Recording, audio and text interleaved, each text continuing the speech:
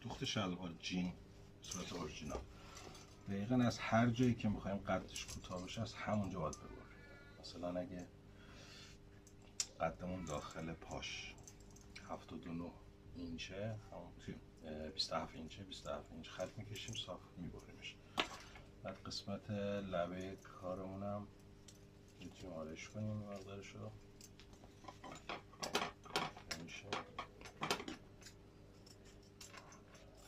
1 سانتی متر برای جا دوخت میذاریم.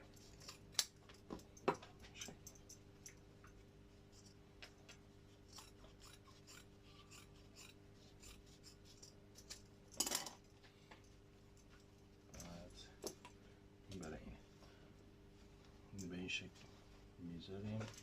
دقت کنید